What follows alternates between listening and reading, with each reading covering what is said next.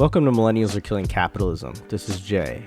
We recorded this conversation just before the world shifted on October 7th. We actually have several conversations that we still need to release that we recorded in August and September, but I wanted to get this one out due to the urgency of Shaka Shakur's situation. Shaka Shakur is a new Afrikan political prisoner who has been behind the walls for the majority of his life since he was 16 years old. He is currently held captive at Beaumont Correctional Center in Virginia. He was mentored by figures such as Zolo Azania and James Yaki Sayles.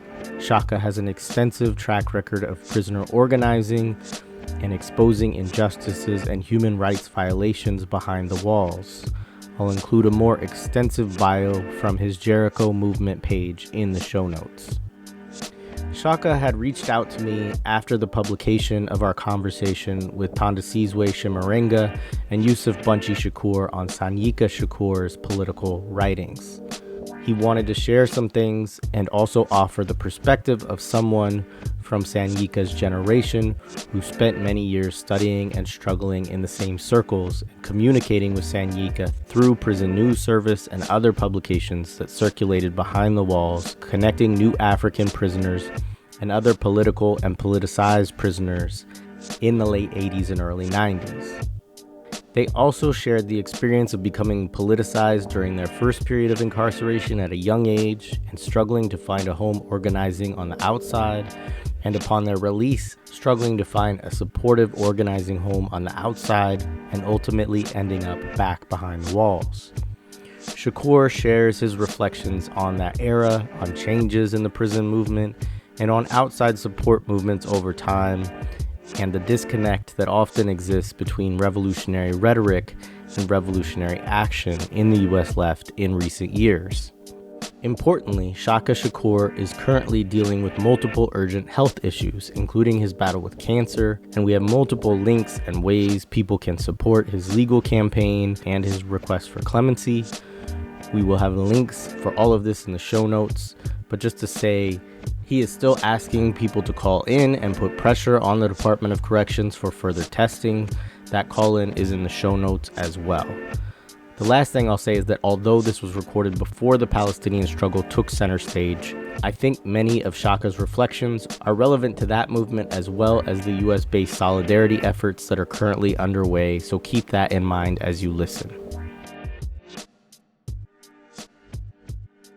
All right, so Shaka Shakur, we're honored to be in conversation with you. Thanks for reaching out to us to have this discussion. To start, could you just introduce yourself a bit to those who may not be as familiar with who you are? Yeah, my name is Shaka Shakur. I'm originally from Gary, Indiana. I was sentenced and convicted in Indiana for allegedly attempting to kill a Gary policeman, a cop, after a bogus traffic stop. In 2018, I was kicked out of the state and sent into domestic exile and sent to Virginia to serve out my sentence, which is really designed to disrupt and undermine our ability to organize, agitate, and continue to build infrastructure, as well as network with outside comrades to attack the industrial complex, among other things. I've been out here almost 5 years now. That was after serving 13 consecutive years in solitary confinement while in Indiana. And instead of releasing me, you go alive and you go to population in Indiana, they chose to send me to Virginia. I joined the New African Independence Movement officially in the early 90s, approximately 91, 92. I started being politicized in the 80s, particularly when I ran into New African political prisoners, such as Zolo Azania, for one. Who was murdered by the state and executed in December 1994. A lot of these comrades introduced me to the writings and the ideology that was being articulated by Comrade Yaki, James, Sayles, also known as Atiba. And this pretty much shaped my political ideology and understanding of the struggle for self-determination of the African people and the right to land and freedom and independence. Yeah, and I've been active ever since. Yeah. So, my sense was part of why you reached out to was I know we had a conversation earlier this year with Thandisizwe Chimurenga and Yusef Bunchy Shakur, where we talked a little bit about the writings, particularly the political writings of Sanyika Shakur. And to a lesser extent, we talked about Yaki in that conversation because you can't really talk about one without talking about the other. Right. So can you say a little bit about how you became introduced to Yaki, how somebody became introduced to Yaki and Sanyika and the Spear and Shield Collective in that era? Well, I was familiar with the Spirit and Shield Collective before I actually officially ever met or introduced to Comrade Yaki. They have publications which are still around today and it's being circulated. The New African Theoretical POW journals, which was like our textbook for us.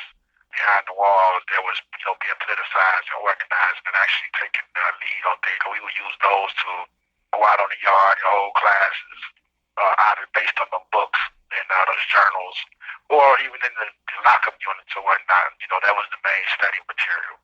So I was familiar with Yaki's writing, the theory, ideology, etc. And this is how I really became familiar with Spirit and Shield Collective. I was moved sent into the Supermax, Westville Maximum Patrol Complex in 1991, which was a torture chamber, which we was being brutalized. I had an elder comrade named Comrade T'Chaka. T'Chaka was officially a member of the SSC. And one of the ideologues, he was close with a lot of the comrades that was part of the collective.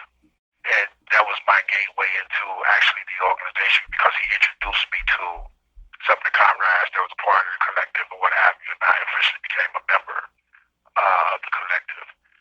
Sanyika's writings, I had read the book he first wrote, Monster. I had been reading his writings. Back then we had a publication called the Prison News Service that was out of Canada that was supportive of a lot of the political prisoners and POWs in the U.S. in the prison movement. It was sort of like, to some extent, the Bayview of today on some levels. But the brother that was running it had a lot of close communications with a lot of us. It would make sure a lot of our writings got in there. And so Sanyika was reading my writings, I was reading his, and we reached out to one another because we was on the same line, pushing the same political line, etc. And we had similar backgrounds. Both came up so-called gang affiliated or street organization affiliated. A lot of our politics was geared towards transforming the criminal colonial mentality of a lot of what we call the alphabets or street soldiers behind the walls. So a lot of our politics was similar, so we just kind of clicked. And we made a pact to direct a lot of our writings and our public writings towards engaging in the ideological struggle around not only recognizing social prisoners that had transformed behind the walls and became political as political prisoners, but specifically targeting New African brothers and sisters that was gang affiliated or street organization affiliated and were being politicized, who was actually resistant behind the walls but wasn't getting the same amount of support or recognition of a lot of the elders or a lot of the, and even I know a lot of comrades don't like this word, but some of the traditional political prisoners and POWs who were political before they came into the system. And we engaged in a lot of debates and dialogue around that publicly through those publications. And this strengthened his and my relationship, and also opened the door for me to build with other comrades that was a part of the movement and grow and learn as well. When I got released and I was kicked out of the prison system in December of '97, and at that time, I think it was January, I actually made a trip over to Dixon Correctional Facility with a couple of comrades from Spirit and Shield to visit Yaki.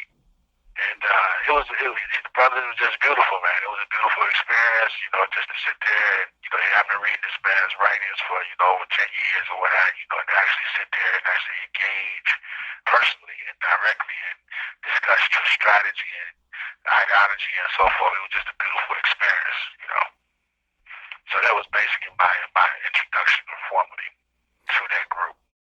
Right on. I would love if you'd clarify something for me a little bit. Like I study with some folks and we've read some writings of, Jay Sakai, Settlers and Butch Lee, Night Vision and things like that. And Sanyika brings them up as kind of a part of thinking, New African political thinking. And so I was just curious as if you have any insights into kind of their relationship to your movement. Yeah, I think Sanyika, I guess you could say vision or part of the mission was to broaden the movement in terms of like a lot of, particularly a lot of New African men, males, or whatever pronoun you want to use. We still hold on, even though we talk about liberation, independence, and whatnot, we still embrace a lot of the patriarchy. You know what I'm saying? Concepts. We still embrace a lot of the homophobia and so forth that goes along with that. And so, if you notice, like his last book, Stand Up, you know, dealing with class, patriarchy, and nationalism, etc.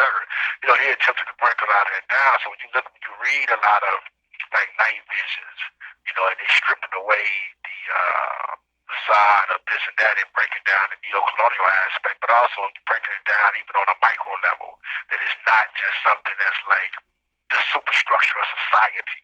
You know, we can engage and be neo-colonialists and neo-colonial supporters even on the basic level of class contradictions and so forth in terms of our activities and actions and practices. Same way with Bottlefish Blues and that whole particular genre that he refers to, because it not only supports and reinforces the line, but it also supports and reinforces our internationalist perspective. You know, and separate us from so-called black nationalism, but breaking it down to connecting it to revolutionary nationalism, and not only that, but New African communism. Mm-hmm. In terms of a vision of a future society, a future socialist society, and a society that we want to live, etc., where it's not based on class or so-called race of how we deal with one another and so forth, right? Yeah. And I think that's what his agenda was, and goal and objective was.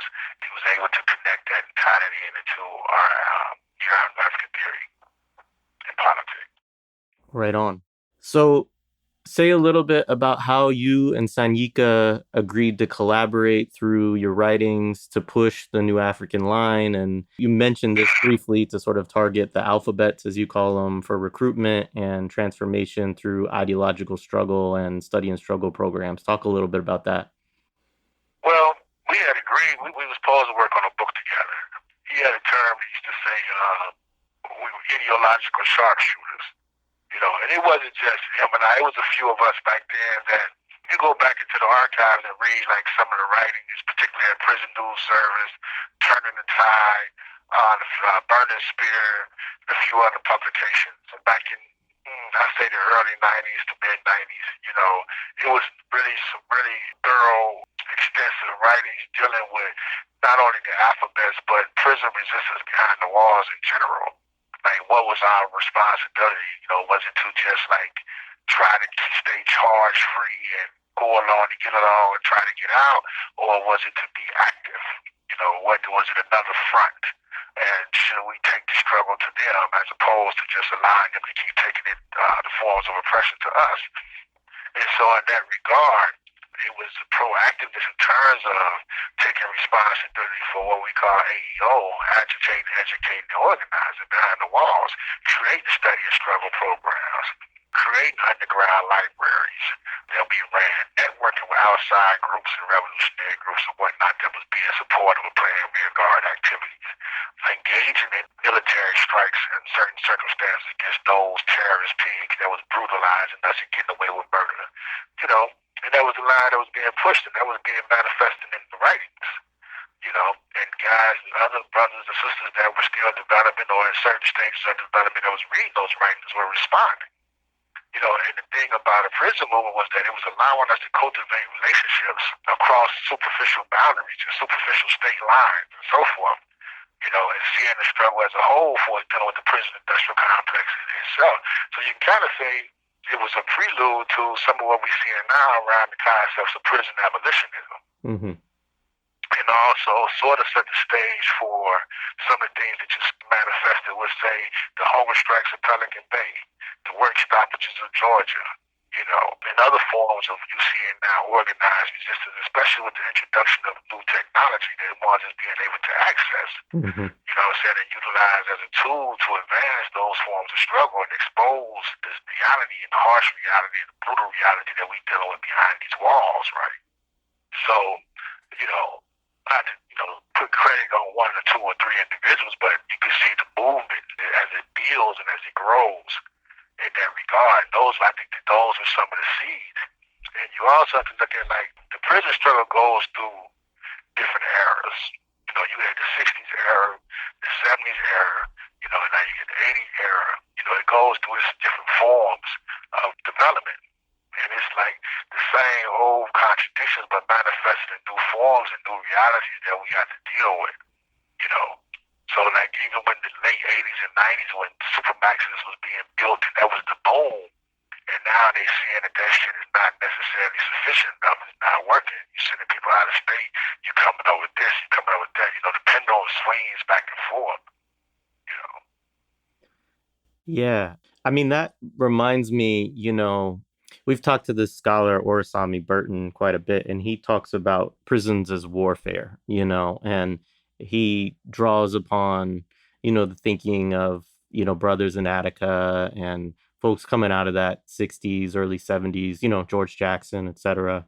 And, Right. I'm always interested in New African movement, really brought to the fore, solidified, and kind of worked on this idea of concentration camps, right? And understanding it, yeah, genocide, right? Those kind of understandings of prisons. And, I wonder sometimes if we've lost some of that conceptual clarity, if you think that's the case, and why, you think that that might be the case in terms of understandings of prisons today. I think it's the case on some levels because people, like a lot of activists, man, particularly over the left, we soft, in my opinion. We privileged, on a lot of levels, and I don't think that we really, I don't think a lot of folks, and this is no disrespect, it's just my opinion, have really internalized like what we fighting up against. Like you talk about what's going on over in Ukraine or somewhere else, what I'm saying, when the shit's going on right here. We talk about war criminals, it's like we talk about torture. Like, people use terminologies, but it's like, do you really understand? Like, this is what it is. Like, you talk about Abu Ghraib. I was going through Abu Ghraib type conditions of stress positions, being chained up, shackled up for hours or a day at a time or whatever, in a little bitty ass cell at 7, 18, 19 years old in a maximum security prison. You know what I'm saying? In 1980 something. We was being chained to bars and all this kind of shit for days at a time, or chained to bunks and so forth by racist ass guards, you understand, wearing Ku Klux Klan rings in 87, 88, 89, while you talk about Abu Ghraib. You see what I'm saying? So when we talk about like genocide and so forth, like, what does that really mean? So when you talk about mutual aid and support, like, when does that elevate to some other things, into some other levels of resistance and struggle and direct action? Why is it that if you were supporting political prisoners and POWs, all our elders got to wait till they 80 and 90 and 70 something years old after 40, 50 years in prison and on their deathbed to be free, to be released? You know what I'm saying? So it's like when we talk about strategy, like, what does, like, the whole concept of abolition, like, what does that really mean? You know what I'm saying? And how can we make that manifest? And what is the stages of development in terms of sharpening those contradictions and escalating struggle and resistance to bring about abolition? Is we trying to have prisons, is we trying to support our comrades and people in prison to be comfortable, or are we trying to make these motherfuckers ungovernable? You know what I'm saying? Is we trying to make them spend money where they got to free some people? Different things, and then it's like, on the other hand, like, I was the victim of a brutal attack December 21st, 2021, by correctional officers after arriving in the mount, what they call the mountains out here, which is, southwestern area. They known for jumping on prisoners, putting dogs on prisoners, particularly black prisoners. It's the good old boy network and so forth. I'm in handcuffs, shackles, trip gear, the whole nine, and they jumped on me. Split my head a little bit, fucked my face up, left shackle burn scars on my legs for life. You know what I'm saying? And this is what goes on, not just there, but like in a lot of different places. And in this particular instance, an area, they've been doing it for decades. You know what I'm saying? But no accountability. Mm-hmm. You know what I'm saying? No accountability, no real challenges outside of the judicial system in terms of civil law, right? So at what point do we move beyond that? You know what I'm saying? And being dependent on that only as a resolution to addressing these type of aggressions and brutalness. Mm-hmm. So, it's like the critical work that, the Spirit of Mandela campaign is doing right now, the Prison Lives Matter is trying to do right now, and the different groups and so forth that's developing other rads that they got out after such a long time, like, Jaleo, Seko's, Elders now, and so forth. But, still trying to put that work in. They can tell you from their own personal experiences, in terms of being traumatized, in terms of being tortured on these unit center. And a lot of us coming home, and even the groups that we coming home, the comrades that we coming home to, a lot of times is ill-equipped to deal with the trauma that we coming out with, the PTSD we coming out with, the depression and anger and rage or substance abuse issues we may be coming out with. You know what I'm saying? And we get put on these pedestals, and the first time you stumble or fall, the same people that's supposed to be supporting you and holding you up is your biggest critics. Mm-hmm. And these are things that doesn't get talked about, And I just think that another thing is, not to take the pressure off the state, you have to look at, too, the new tactics that the state is using in terms of chemical warfare behind the walls, Mm-hmm. With the substances and so forth, where everybody's on this or everybody's on that, or stressed or drugged out on this, where, say, 30 years ago it was taboo for this, and now it's like that's the latest fad. Because wars are oppressed, you ain't getting your recreation, medical care is mediocre, so forth and so on. You're changing all these laws, but now you're making us do 85% of the time and so forth. Sentences is longer, the conditions are worse, and people's looking for some form of escape. And when you have that, but the punitive elements and forces in terms of pitting us against one another, undermining any type of unity, got us engaged in tribalism.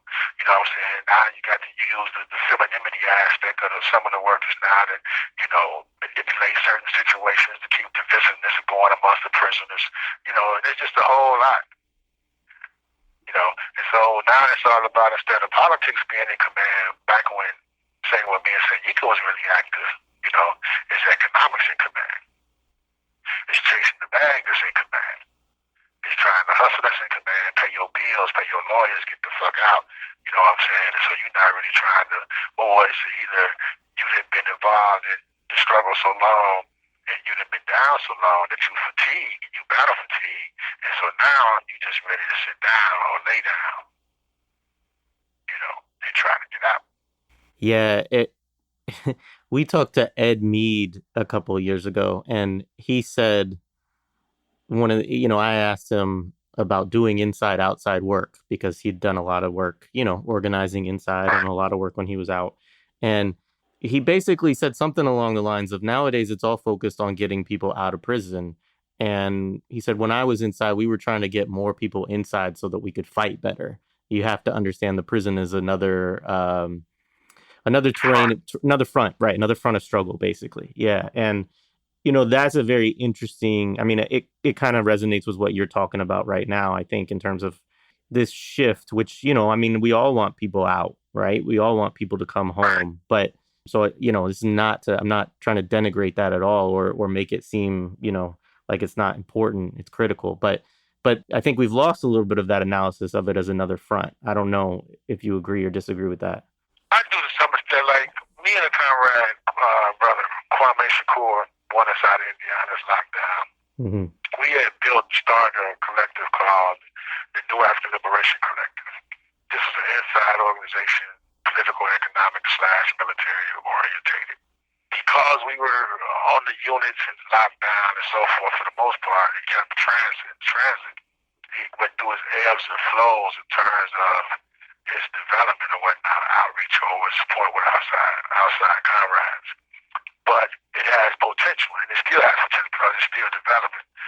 But I think that groups like that or structures like that isn't really supported concretely or pushed by comrades or supporters on the streets. And what I was saying is that the relationship between inside and outside has to be twofold. You know what I'm saying? You all have to hold us accountable and be demanding on certain levels, et cetera, in terms of what we do and aren't doing and so forth, in terms of being active or not, as well as we have to hold you all accountable in terms of y'all critical support and supporting what we do and being committed and consistent in terms of that support. You know what I'm saying? It's a mistake, I think, to have this wishy-washy liberal attitude in terms of inside-outside relationships. You know, it's like mutual aid. If you're sending me $40, $50, $60, or whatever, $100 a month, right? You know what I'm saying? Don't claim this money, but you don't hear from me for 6 months, 8 months, 9 months.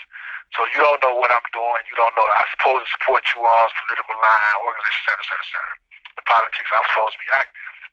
But there's no accountability there. You see what I'm saying? You know, what are you doing? You know what I'm saying?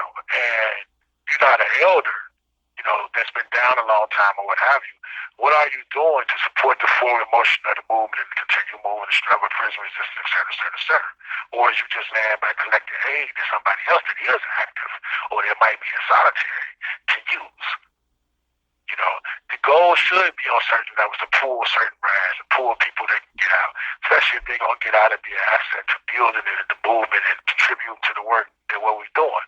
Like some of the work that the IDOC Watch out in Indiana is doing, that organization is doing, with the re-entry and focused families programs and absorbing guys that's coming out and we got properties and whatnot and trying to do the transitional and mental health treatment, et cetera. You know, those are structures and things and whatnot that should be supported and built and continue. But at the same time, we should also be encouraging boys behind the walls. Like, we got to stand up. When all this stuff was going on around George Floyd, and they was talking conversations about mass incarceration, and so in the racist ass crime bill that Clinton signed, and how it was racist, and how it has a negative impact upon our communities of colors and whatnot, that was the time for us to be the most vocal. Mm-hmm. That was the time to be the most direct active. That was the time to be in their face, to put them on the defense. Okay, well, if you're saying that, then change this, change that, or whatever you want, at the very least, this gives us the opportunity to agitate and educate amongst the grassroots and further mobilize the people for further struggle. You see what I'm saying, Jay? Yeah, absolutely. You know, with that, it's constantly pushing the envelope further, man. It's constantly sharpening those contradictions, you know. And like now, I'm at a facility that's like a workers' camp. They're still building a hand onto it. It's something new that they're doing in their approach to corrections, where they're allowing different programs, they're being forward thinking on some levels. They're allowing a lot of peer programs, allowing us to run our own programs, you know, counseling programs, and some political programs, et cetera, right? And even allowing us to have a media team here. So this is something new, but it gives us an opportunity to humanize ourselves, to present, because these dudes out here get to go before the parole board. It gives the chance, the opportunity to present yourself in a different light for the parole board to see you where you could possibly make parole. But also, it gives us an opportunity to network with outside structures and outside organizations and outside activists to come in and say, hey, we running these programs. Why not come out here and speak? You know what I'm saying? Why not saturate spot, you know what I'm saying, with this type of material and whatnot and try to build and cultivate relationships? Yeah, appreciate that. So say a little bit about your transition from, you know, inside to outside and back, the complications that you faced, that Sanyika faced. A lot of us back then, particularly in BSA, we came in when we was young. I first came to prison, I was 16 years old. I did 15 years on a 30-year sentence. Got out, stayed the woman that was just left an abusive relationship, and got in a situation that was brought to me, and I ended up disciplining the abuser, and he ended up going back to prison for 2 years. And then this case. One, I think that, you know, you in prison, man, there's a difference between theory and book knowledge and actual experience. Like, you can have all the knowledge in the world, read the books and whatnot, especially you come in as a youngster. You can even be active. But it's not the same as being on the streets. A lot of us got out, we never had to own, we never had to pay rent. You know what I'm saying? Know nothing about credit, not having no health insurance, et cetera, et cetera, et cetera. A lot of us had been through the rigor in terms of isolation, supermax torture, and so forth and so on. So you couple that with just the experience of being around violence or having to engage in violence, or even before you got there, like Sanyika, for example, a lot of the stuff, the military activity on the street level that he had engaged in before going to prison, you know. And so now we're out. And a lot of these groups and a lot of these organizations, you know, they want us to come speak. You know, they want us to support their platform, so forth and so on, which is you know, only right, you know what I'm saying, that we should. But there was no recognition or whatnot, like, this brother might be going through some things. Like, when I first got out of prison, like, there wasn't no re-entry for me when I was kicked out. You know, they came to me 2 weeks before I was a guy, hey, I'm tired of you, don't get your good time back, you done lost, let you go home on your original out date, don't get in no trouble in 2 weeks and you out of here. You know what I'm saying? This is after we had a big protest organizing against an execution on death row of one of our comrades. So there I was, after 15 years on the front line, 2 weeks notice, you're supposed to be a civilian now. You know, and when I came home, I was a mess. You know what I'm saying? Mood swings, depression, anger, rage, amongst other things. You know, crying spells. It was just, you know, and I didn't understand at the time, like, where is this shit coming from? You know what I'm saying? Like, what is this? You know, and the relief that I had anticipated for all those years of joy and everything, it was anticlimactic. You know, I mean, I hit the streets ripping, I hit the streets running in terms of being active, you know, and reaching back and staying true to my politics. But on a personal level, I was struggling, you know, and a lot of comrades, I think, didn't see that and wasn't prepared for that. And then a lot of comrades, too, in groups that I anticipated who were engaged in certain politics or rhetoric or whatnot, really was underdeveloped. You know, and so while you're talking this talk and talking that talk, when one was coming to the table with certain ideas or strategies, you looking at me like, this, you know, damn, is he crazy? You know, we're not really ready for that. You know, but wait a minute. For 10 years, you've been writing me, telling me, like, this is what you're down for and this is what you're about. So now I'm out here and you looking at me like I'm an alien. You know what I'm saying? So, and this is what's so sad about Sanyika's situation. One, the level of repression and surveillance that one was getting, and he was getting in particular once he got out, with the police giving out his home address, with his wife moving out of the hood to another area, the police giving out his address and location to his enemies, trying to get him hit up, you know, assassinated, amongst other things, the struggle with the substance abuse, you know what I'm saying, and so forth, the criticisms, some of which wasn't principle of him, not having went through what he went through, or understanding what he went through, you know, and it's just a sad commentary, man, on the way the brother passed and was just left out there on some levels with the amount of contributions that he made to the movement, he made to the struggle. And so it makes us look at it again, like it's a class issue too that a lot of people don't talk about, with prisoners and ex-prisoners and coming out to the movement and whatnot. You know, on one hand, when it served people who's in different groups, agendas and what have you, we held up as this and that and this and that. That's why I say it goes back again. Once we stumble, we fall, or we what have you, you know, we don't get the same love, solidarity, and support, and that's wrong. You know, and it's a judgmental thing, and that's wrong, especially when you haven't walked in those shoes, you know. And so I just feel bad, and I feel some kind of way about the way the brother passed away, and, you know, when how they say, you know, he was dealing with living, you know, on his last days, you know, and it shouldn't be like that.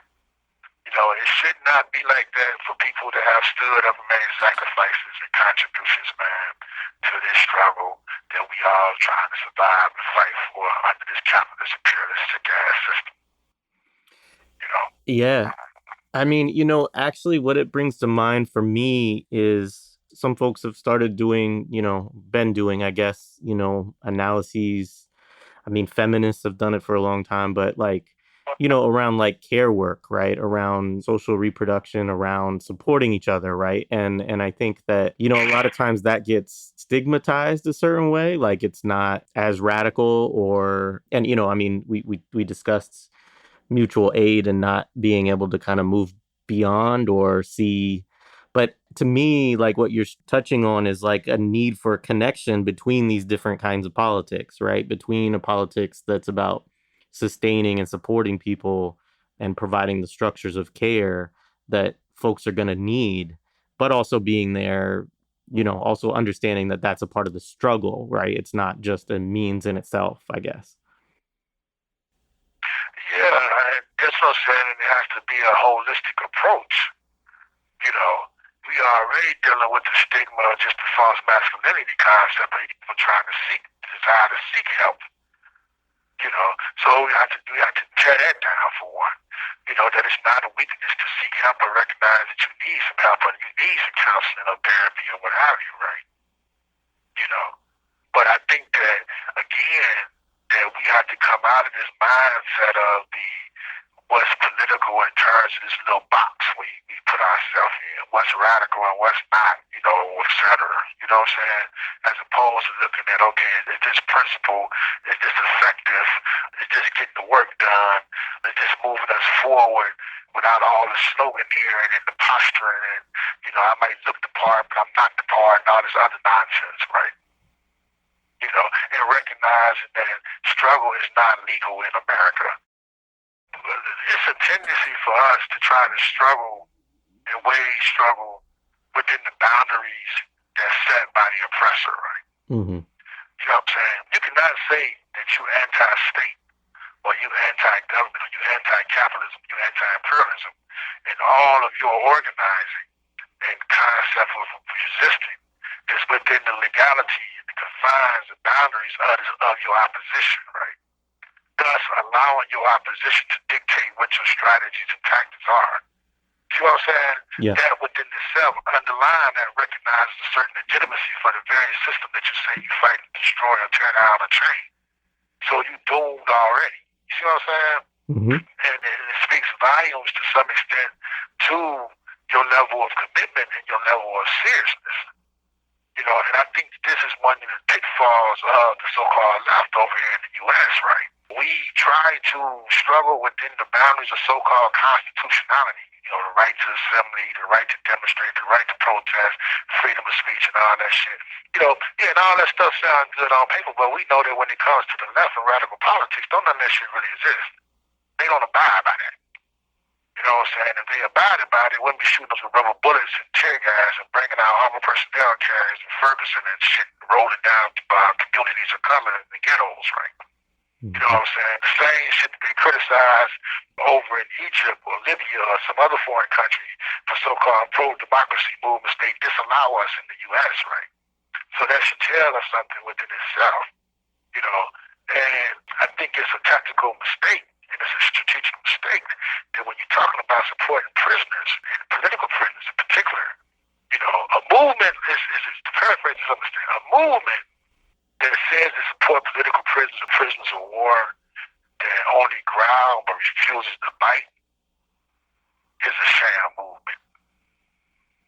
You know what I'm saying? If the state knows that they can come in here and kill me or orchestrate my murder without any type of real repercussions or a ripple effect, then that speaks volumes to the lack of seriousness of the movement that supports us, bro. Mm-hmm. And that's a tragedy. And unfortunately, too many of us have fallen to that. As you're talking, it reminds me of something else I wanted to ask you, because you mentioned Jalil Muntakim earlier, Sekou, I'm assuming that's Baba Sekou Odinga. I'm always interested too in this connection between the Black Liberation Army and the new African, prisoner movement, and Sanyika kind of touches on that in one of his pieces. But I didn't know if you had anything that you wanted to say on that. Because it's really one and the same. It's an evolutionary process. Even if you go back to the split between the East Coast and West Coast of the Panther Party, and the East Coast fall in line with the doctrine of Malcolm X and land and so forth and so on. And the roots then, a lot of those members were based in New African theory, et cetera, that was still evolving. And if you go to the national meeting that they had in Detroit, was a congregation of those that established the New African Declaration of Independence and New African Creed and so forth, then a lot of those same supporters and members were, if not BLA affiliated, or former Panthers and so forth and so on, right? Mm-hmm. So if you look at a lot of the brothers that eventually were captured for engaging in expropriations or liberation or other activities had a base or connection or affiliation or whatnot or allegiance to the concept of the Republic of New Africa, you know, going all the way back to the struggles around the Wilmington 10, you know, in Delaware or what have you, right? The battles that was taking place in the national territory in Mississippi and Alabama with fighting the feds and their military attacks and so forth. You know, so it's a continuity there. You know, and as time has went on, certain theories and struggles in that regard has continued to evolve. But also, just for clarification, when we say New African Independent Movement, you have different groups that's a part of that movement that doesn't all share the same exact political line. Mm-hmm. You know, you have socialists, you have communists, you have New African anarchists, you know, so forth. And the common thread of unity is the fact that we agree that we are a nation, that we are a neo-colonized nation, that we have a right to self-determination, we have a right to land, we have a right to a plebiscite to decide and determine for ourselves what we choose to do as a people, so forth and so on. But within that, like I said, it's not a monolithic movement. So people have different strategies in terms of how they feel geared towards achieving some of those objectives, right? Yeah, right on. Speaking of that, that brings up another thing I would love to ask you about, which is like the role of people who, you know, for lack of a better term, would not be so-called Black within New African movement. I mean, part of what brings this up for me is Yaki. When you read Meditations on Frantz Fanon's Wretched of the Earth, you know, he talks about this, you know, of needing to break down, or, you know, basically all these levels of race consciousness from his perspective. And I'm sure you would get, again, within the New African Independence Movement, a variety of takes on this question. But I also know, like, I think it was Yuri Kochiyama that was famously, you know, recognized within the Republic of New Africa in some ways. And then, you know, again, bringing back like the discussion of Sakai or Butch Lee's roles. Like, I'm just curious, too, in terms of that question, you know, the distinction of New African and, you know, basically people who want to be in solidarity with that movement, who see themselves in struggle with folks from the New African, you know, movement. Right. I got you. For one, let me say that we don't, but you can have, as for example, when most New African groups or the movement or whatnot, we say we struggle for the 5 states, southeastern states or southern states in the U.S., correct? Mm-hmm. With that being said, once things manifest, we know that in the U.S., that if there's certain things reach a certain level, the U.S. as a continental North American continent would never be the same. You know what I'm saying? In terms of its territorial makeup and demographics and so forth, right? Right. So on some levels, once things hit the fan on certain levels of struggle and contradiction, sharp certain levels, we don't know to what extent what's going to shake out. Whether you're going to have a socialist this, a communist that, if you're going to have New Africans in North America, et cetera, over here, you're going to have white nationalists over there, you know what I'm saying, et cetera. Because it's going to be up to the people to decide for themselves through boots on the ground and through struggle and through their war process, you know what I'm saying, through those stages of development. With that being said, we, while recognizing that we have the right to self-determination, we are our own liberators. We are not separatists. We are not predicated, our politics is not predicated on so-called race. You know, we have comrades that are North American and whatnot that have supported the New African struggle, that engaged in solidarity with the New African struggle and for war and independence, and they would not be turned away. You know what I'm saying? Nor others that support and understand and abide by or whatnot or recognize our politics and our struggle and our right to self-determination. Yeah, appreciate that clarification. Thank you. Is there anything else that we didn't touch on that you wanted to make sure to address with folks? Um, well, I'm dealing with some medical issues. In January, February, I was diagnosed with a cancerous tumor on my right kidney, renal cancer. And I had to go in for a partial kidney removal to have the cysts removed. As I said, I did 13 years consecutive in solitary. So way back in 2009, while in Indiana, they diagnosed me with having so-called simple cyst on both kidneys, but did nothing about it, no treatment, no nothing. I had to actually fight to get certain tests done periodically to keep track of it. So long story short, by 2015, they completely removed from my file any mentioning of kidney disease, cyst, or anything else. When I was kicked out or transported to Virginia in 2018, they never notified Virginia nothing about any type of kidney issues or kidney disease. So fast forward to 2023, 2022, when I started having some issues, and they discovered the mass. So now, when I go have the surgery, I was told that initially that the margins were not clear of cancer cells, that there was still some cells remaining, that they didn't get them all, but yet offered no further treatment. When I go talk to the surgeon about it, the surgeon claimed that he got all the cells, that the margins were clean. But however, I got the pathology report that supports the statement that they were not clean, and his personal notes acknowledging that the margins were not clean. So that's a serious discrepancy. No recommendation for follow-up treatment for this chemo or immunotherapy or anything. So now I'm in the middle of trying to organize a effort to press the higher-ups in the medical field over here, the DOC, to do a follow-up or send me out to a specialist to get some type of clarification as to what's going on with my body.